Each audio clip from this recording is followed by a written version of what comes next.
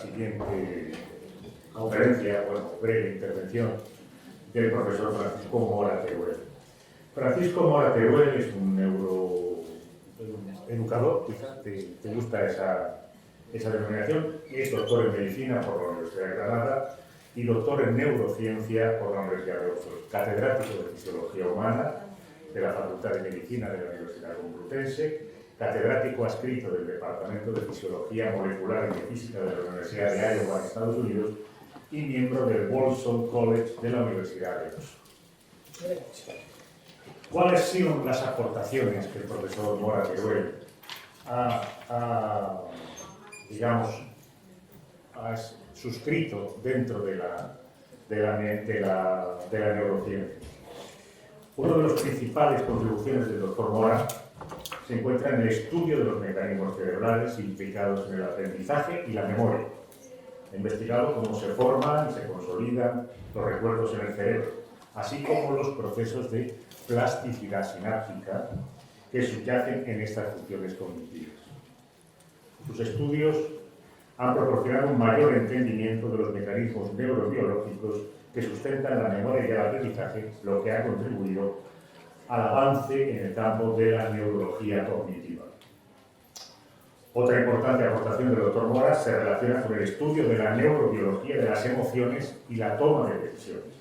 Ha investigado cómo las emociones influyen en nuestros procesos cognitivos y en la toma de decisiones, analizando los mecanismos cerebrales que subyacen a estas funciones. Sus estudios han contribuido a un mejor entendimiento de cómo el cerebro procesa y responde a las emociones, lo que tiene implicaciones tanto en el ámbito clínico como en la comprensión de la conducta. Destacar que el profesor Mora Teruel, aparte de una extensísima bibliografía con ideas que en su momento fueron muy innovadoras, le podemos considerar el padre de la neurociencia o de la neuroeducación española. Sus dos últimos libros, Neuroeducación y Lectura, este es el primero, de la emoción a la comprensión de las palabras, ha sido un bestseller, ha vendido más de 38.000 ejemplares, ha sido traducido a 10 idiomas y dos, uno al chino mandarín y otro al cantonés, ¿no? Bueno.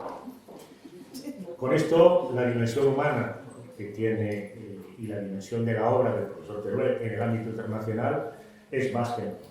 Actualmente tiene en prensa Neuroeducación, un paseo a través del lenguaje, la escritura, la lectura y la creatividad. Está en prensa.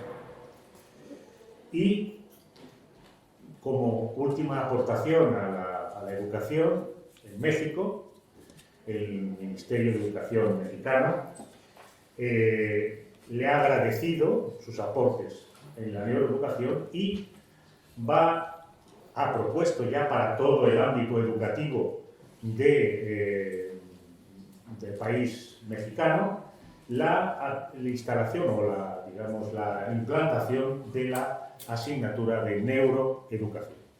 Y en esto le ha reconocido una indudable valía y mérito a este proceso educativo.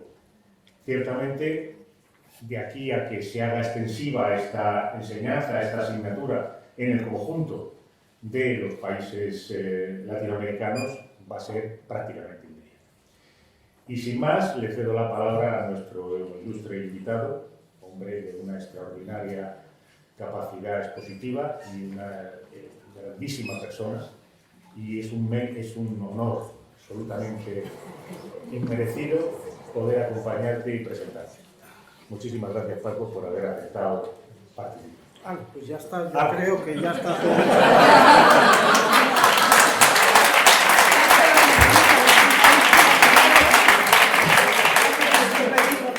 Bueno, Javier, muchísimas gracias por esta presentación. Es francamente excesivo, no lo merezco. Perdónenme, pero es real, quiero decir, yo apenas y de esta temática sé...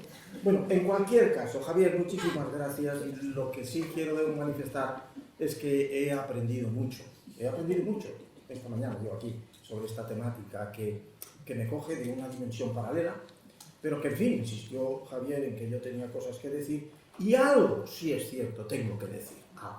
Pero en cualquier caso, déjenme que les puntualice que lo que voy a exponer aquí en 10 minutos, es decir, no se me van a dormir, espero. Este es el tiempo que tengo y que, teniendo muy presente mi propia educación anglosajona, ante una reunión, ante una charla, 5 minutes before, but never 5 minutes after. Es decir, ajustémonos al tiempo y respetemos a la gente. Por tanto, me ajustaré, espero, a ellos. Lo que yo les voy a hablar es de, digamos, dos brevísimas, por tanto, reflexiones. Y quiero comenzar diciendo que la profesora Asunción Gómez Pérez, catedrática de la Universidad Politécnica de Madrid y que ha sido recién, no nombrada, sino ingresada en la Real Academia de la Lengua, ha escrito, y yo de hecho, pues de alguna manera lo he recogido porque me ha impactado en ese sentido, vaya, algo así como que cada día que pasa se necesita más el reglamento específico sobre el desarrollo y el uso de los sistemas de inteligencia artificial que la Comisión Europea está hoy elaborando. Y ante eso hay una gran expectativa. Mientras llega, dice ella, debemos pensar en que no todo lo que sea técnicamente posible es socialmente conveniente, porque puede, y aquí está el tema, superar las fronteras de lo ético y lo legalmente aceptable. ¿Qué podemos desprender intelectualmente de esto? Que la inteligencia artificial, y en particular lo que tanto, y ahora diré alguna palabra al chat GPT, pues representa un serio problema social. Un tema social que lo vemos reflejados todos los días, todos, en la prensa diaria. Y hasta 2 y hasta 3 artículos de fondo hablando precisamente de esta temática que tanto preocupa. Y en esa dimensión es en lo que yo, al haber mencionado, Javier, el tema, más repercusión encuentro en la educación. La educación es lo que va a salvar al mundo. No lo olvidemos. Aquí se ha hablado esta mañana de genes, como si fuéramos solo genes en alguna dimensión, en cuanto a lo que nos determina conductualmente. No. Nacemos con aproximadamente un 30% de determinación genética, pero el 70%, el 75% de lo que somos nos lo hace algo que no son los genes. Es la cultura en que vivimos. Y eso está abierto a ser posiblemente determinado y abierto a que sea el futuro de la educación, porque es modificable, en tanto que nuestro cerebro es, en esa dimensión plástico, cambiante, de los factores del entorno, que transforme todo lo que aquí se ha venido técnicamente hablando. En este sentido, es tan problemático el tema que ya hay países que han prohibido, por ejemplo, ese GPT en su nación, en particular nuestros vecinos, los italianos. Italia ha prohibido el GPT. Y junto a ello, pues qué deciros en relación a los augurios tan pesimistas que los propios creadores y hasta los que han puesto el dinero con el GPT se están dando cuenta que esto hay que recortarlo o aplicar los auténticos fundamentos de cómo funciona el cerebro humano, que aquí no se han mencionado, en relación a lo que somos y a lo que se puede esperar de nuestras conductas, al más alto nivel intelectual que se quiera. Y en este sentido, lo que yo quisiera es, mínimamente en esta primera reflexión que quiero hacer en esto del chat GPT, ya que se ha hablado tanto y yo sé tan poquísimo, pues hace 2 semanas aproximadamente, no diría tampoco, quizás 2 y media o por ahí, un buen amigo mío y yo, pues él mismo me dijo, oye, ¿y por qué no vemos en el chat GPT no solo quién eres, sino qué has hecho, cómo, de qué manera, en fin, etc.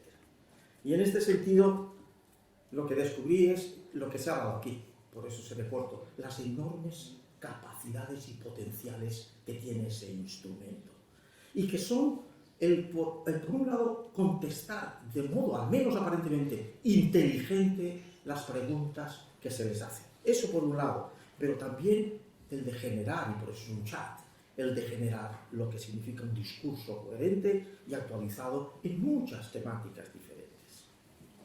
Por ejemplo, mi amigo sugirió, pensó, dice, oye, ya que has escrito tantos libros sobre educación y de alguna manera también tienes otro en prensa, ¿por qué de alguna manera no le preguntamos, o vamos a hacerlo, al GPT sobre qué es lo que él predeciría en función a lo que has hecho y lo que hay que hacer en esta tesitura social que tenemos hoy delante de todos nosotros? Y efectivamente, se lo preguntamos. Lo extraordinario fue lo que escuché en esa conclusión. Y es que en la sugerencia que nos hizo el nuevo libro, lo que hizo fundamentalmente es pues, describir el libro diciendo los capítulos que debe de tener lo que usted propone está en base a lo que usted ha hecho con proyección internacional en neuroeducación. Y en esto fue realmente que me quedé impactado de cómo construyó perfectamente en esa dimensión de futuro de lo que significaba todo eso. Dijo el número, o predijo el número de capítulos que tenía que tener el libro. Dio los títulos que tiene que tener el libro. Y asómbrense, escribió una síntesis de cada capítulo de aproximadamente una página en total. Escribió de mí, en el concreto que estoy hablando, 5 páginas densas cuando la traducción fue hecha ya al español, porque esto originalmente es en inglés. En definitiva, no solo el número de capítulos, no solo los títulos, sino el contenido. Les juro a ustedes que yo hasta aquí y en este momento, y creo que he escrito, sí es cierto, Javier, muchos libros, entre editados por la Oxford University Press, por el Massachusetts Institute of Technology y por otras entidades como las poblaciones que han hecho público, les juro a ustedes que no he visto el GPT para nada en mis libros, ¿vale? Para nada. Ninguna incursión de nada de eso. Porque lo que queda uno con todo ello es qué repercusión tiene todo esto ahora en la educación, en nuestra educación, hoy, ahora. En primaria, por lo menos si ustedes me van a discutir, que sea en los últimos años, de los 6 a los 12. En la ESO, en el bachillerato y sobre todo y fundamentalmente en la universidad. Cuando haya que esperar de los estudiantes cuando se les pide un artículo o un ensayo o que redacte sobre una temática en particular, que nos exprese su talento, que nos exprese su capacidad para expresarse en esta situación de lo que estamos hablando, que de alguna manera pues nos exprese pues eso, todo lo que finalmente significa lo que esperamos de cada uno de nosotros tan diferentes. Porque este es el otro matiz que nos ha venido a dar aquí cuando homogeneizamos lo de la inteligencia artificial. Somos seres humanos diferentes y únicos, jamás, nunca repetidos. Y fundamentalmente eso se debe a las capacidades de nuestro cerebro en el sentido de plasticidad cerebral. Nuestro cerebro cambia constantemente y cambia en todo aquello que es el mundo emocional y cambia en todo el mundo cognitivo y en toda la dimensión de lo que podríamos decir humano. Eso no lo contempla ninguna tecnología hoy.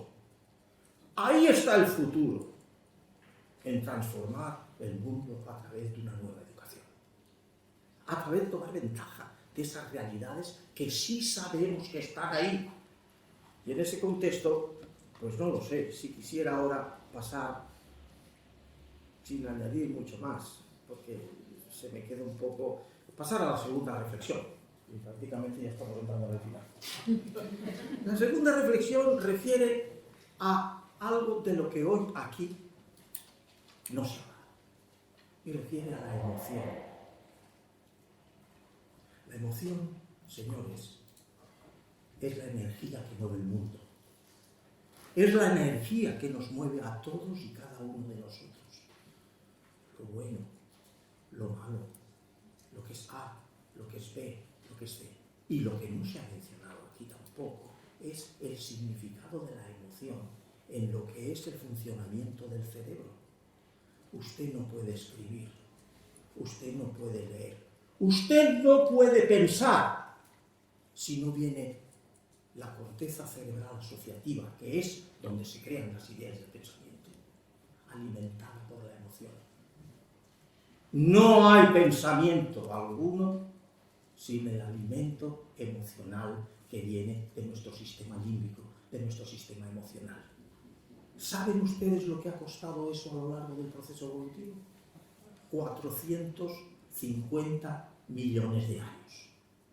Si me permiten ustedes que lo hagan a mi albedrío en función a los invertebrados, porque esas cifras fluctúan en función, lógicamente, a qué periodo lo coge usted. Pero en definitiva, fíjense bien, 450 millones de años.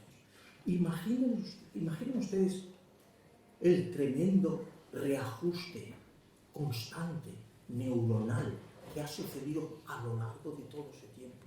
Desconocemos cero de lo que verdaderamente es el proceso emotivo, la emoción, lo que nos mueve a estar vivos, a querer con placer hacer algo.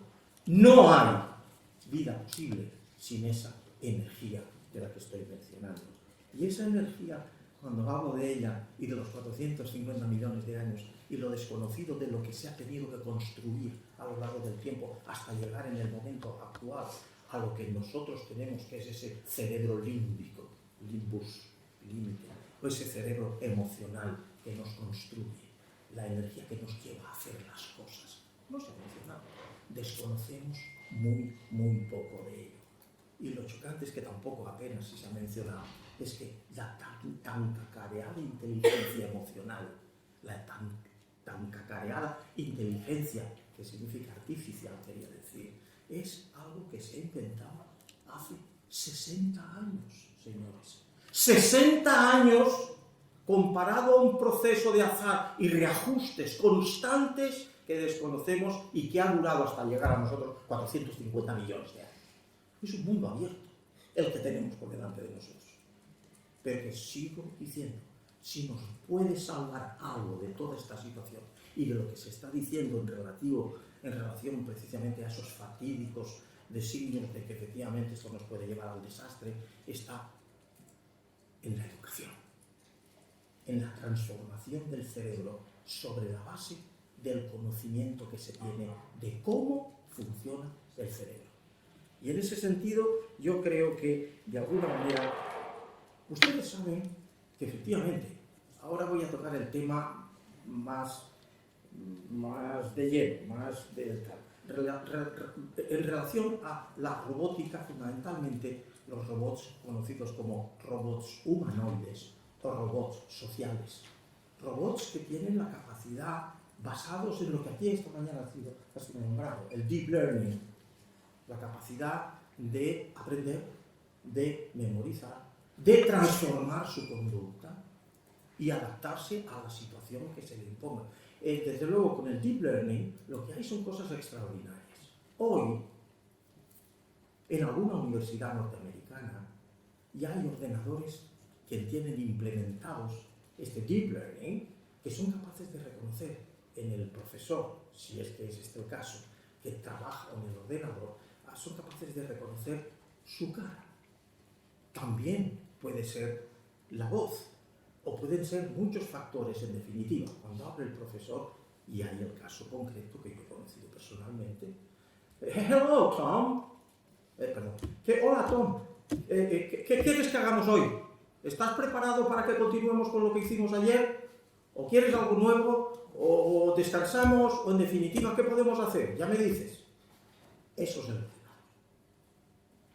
La profundidad de lo que está ocurriendo es que está lanzando, si se repite cotidianamente y todos los días, un mensaje que te cala hasta llegar a lo vivencial, hasta llegar, y todos lo sabéis, a humanizar las máquinas, porque este ordenador es una máquina, pero terminas amándola, terminas distinguiéndola, terminas a sentir cosas por una máquina que nunca habría que olvidar que es una máquina. pero no solo en las máquinas, es en los animales. La proyección de lo que ahora mínimamente tendría que hablar es la dimensión antropomorfa que llevamos inconsciente dentro de nosotros. Es proyectar la humanidad a todo lo que nos rodea. Dentro de lo cotidiano, un objeto. Ya digo una máquina, o ya digo efectivamente animales. Si les contara la gran historia larga de los 38.000 años de convivencia con los perros. Un animal que tiene un coeficiente encefálico de 1, que apenas si tiene corteza cerebral, y que es capaz de que la gente pues los humanice. ¡Hola, Chuchito! Nos vamos hoy, sí, bueno, pues luego, eso lo he oído yo en la de esta vida, pasando. Y he tenido la osadía de preguntarle a la señora, perdón, ¿usted cree que Chuchito le entiende a usted lo que está haciendo? Y la señora se me vuelve y dice, no me lo dijo, pero supongo que pensó, usted es idiota. Claro que lo ha entendido perfectamente. Solo eso me llevaría, eso sí. Eso está en el último libro, que hemos estado... Pero por si acaso, eso sí está en el libro que está en prensa, eso es cierto, sobre lenguaje, lectura y escritura. Cierto, cierto. Pero es de impacto, porque nos llega a entender muchísimas cosas. Un índice de un 1. Nosotros tenemos 7,6. Es decir, la más alta codificación en ese sentido. En cualquier caso, lo que sí está claro es que esto, me refiero al deep learning, esto está con algoritmos altamente complejos y desde luego con redes neuronales artificiales que justifican lo que se está diciendo. E insisto en esto, cuando se abre la puerta y ocurre tal, contestas con el, digamos, el tono emocional, no de una de una máquina, perdón. De una máquina. No he dicho nada más. De una máquina. Y es así, pero tú le das vida. Y eso en todo lo que es el aspecto de lo que estábamos hablando aquí.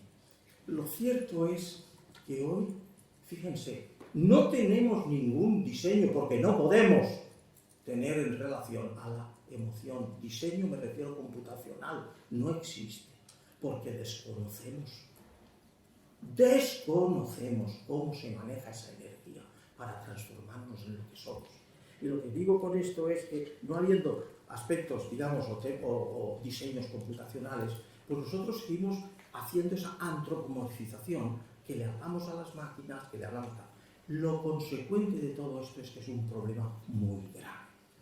Y sí lo es en la dimensión en la que, de alguna manera, al facilitar esto, pues nos quedamos con que puede ocurrirnos cosas como algún ejemplito tenemos de 1976 con aquellos famosos en los niños Tamagotchis, no sé si ustedes recuerdan, que dio lugar a Tamagotchis.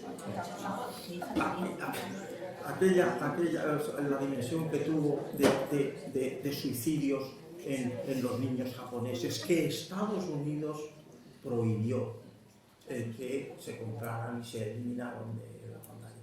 ¿Qué está diciendo eso? Está claramente diciendo lo que les he dicho y adelantado de la antropomorfización. Es decir, para el niño, en esos años de enorme plasticidad y enorme cambio brutal de lo que significa 50.000 nuevas sinapsis por segundo, hasta alcanzar los 100 billones que ocupa el cerebro, en aproximadamente 3, 4, 5, 6 años, y aún después, flexiblemente con su plasticidad, en todo ese mundo ignorado con estas tecnologías, pues nos lleva, ya digo, a tener esa precaución de decir, ¿dónde entonces nos encontramos? Nos encontramos con qué herramienta posible para enfrentar lo que se nos viene encima, con ignorancia profunda de lo que es nuestra propia naturaleza humana, que es exactamente lo que he llamado emoción, lo que mueve el mundo, lo que nos hace que por placer hacemos, nada. Dije yo en ese libro que tú dijiste que habían sido 50.000 ejemplares, y es verdad, nada se puede aprender a menos que aquello que se ama, aquello que te dice algo, aquello que te entusiasma, aquello que es placentero. Eso se aprende. Eso es emoción inconsciente. Nos movemos en todos los caminos. ¿Y sabéis por qué fundamentalmente es inconsciente? Porque es cuando se ejecuta el menor tiempo posible. ¿Para escapar de qué? De lo que mantiene la supervivencia de la especie y de la individualidad. La emoción y su energía es eso. Lo que nos mantiene vivos. Los que son la salvaguarda de nuestra propia existencia. Insisto y reitero, tanto individual como de la especie. Es un mundo nuevo como desconocido. Y ahí no podemos avanzar mucho. Porque, insisto, cuando inmediatamente piensas que para construir nuestro cerebro límbico se han necesitado 450 millones de años.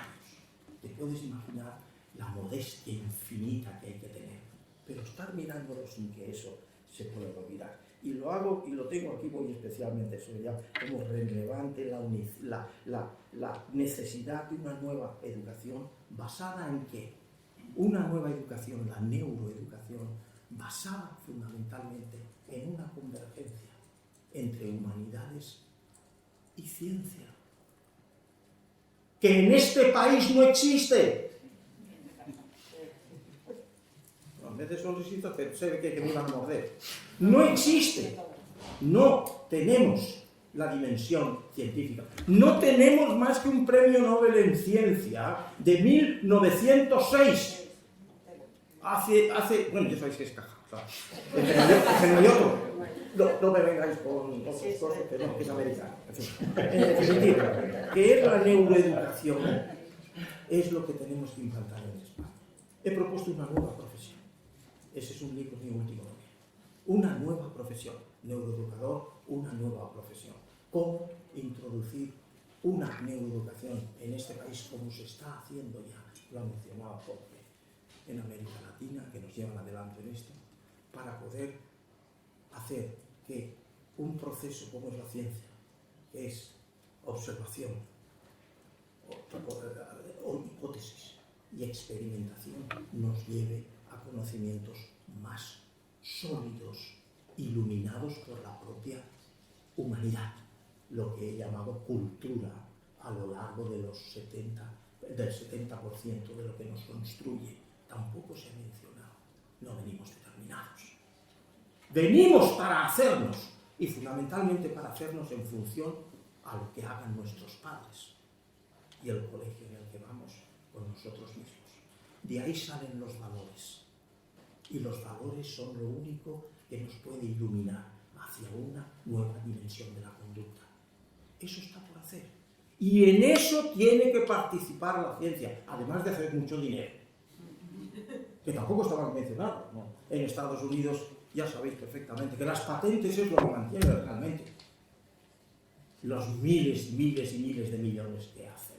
Todos les compramos la nueva tecnología que se necesita para diseñar nuevos experimentos que avancen con la ciencia y se alcance el prestigio del premio Nobel.